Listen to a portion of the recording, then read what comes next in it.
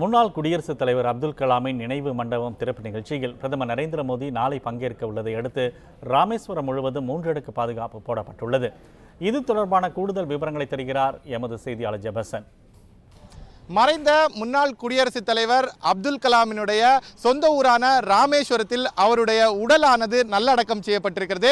அவர் உடல் நல்லடக்கம் செய்யப்பட்ட பேய்கரும்பு என்று சொல்லக்கூடிய அந்த பகுதியில் அப்துல் கலாமின் தேசிய நினைவு மண்டபம் ஒன்று அமைக்கப்பட்டிருக்கிறது.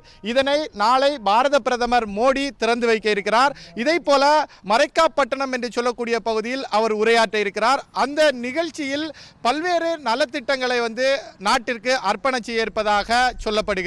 இந்த நிகழ்வுக்காக மோடி வருவதை முன்னிட்டு பல்வேறு 3 அடுக்கு போலீஸ் பாதுகாப்பு போடப்பட்டிருக்கிறது. குறிப்பாக 4 ஐஜிக்கள், 2 டிஐஜிக்கள், 12 எஸ்பிக்கள், 21 ஏடிஎஸ்பிக்கள் என 15 மாவட்டங்களிலிருந்து சுமார் 5000 போலீசார் குவிக்கப்பட்டிருக்கிறார்கள்.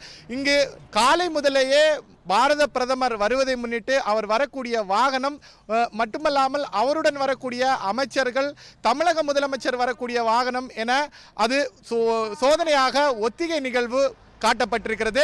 அதன் தொடர்ச்சியாக ஒரு 5-6 தடவை இந்த ஒத்திகை நிகழ்வானது நடைபெற்றிருக்கிறது. சரியாக நாளை காலை 11:30 மணி அளவில் பாரத பிரதமர் அப்துல் கலாம், மறைந்த முன்னாள் குடியரசுத் தலைவர் அப்துல் கலாமினுடைய நினைவு மண்டபத்தை தொடங்கி வைக்க இருப்பதாகவும் அதற்கு அடுத்தபடியாக பல்வேறு நிகழ்ச்சிகளை நடத்த இருப்பதாகவும் சொல்லப்படுகிறது. இதற்காக டெல்லியிலிருந்து தனி விமானம் மூலமாக வரக்கூடிய மோடி மதுரையில் தரையிறங்கி அங்கிருந்து ஹெலிகாப்டர் மூலமாக பேய்கரும்பு பகுதியில் இறங்க இருக்கிறார். இதற்காக அனைத்து ஏற்பாடுகளும் செய்யப்பட்டிருக்கிறது.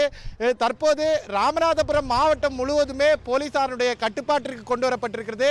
கடல் வழியாக ஊடுருவாமல் யாருமே ஊடுருவி வந்துவிடக்கூடாது என்பதை கருத்தில் கொண்டு இங்கு மீனவர்கள் 2 நாட்கள் கடலுக்கு மீன்பிடிக்க செல்ல தடை விதிக்கப்பட்டிருக்கிறது.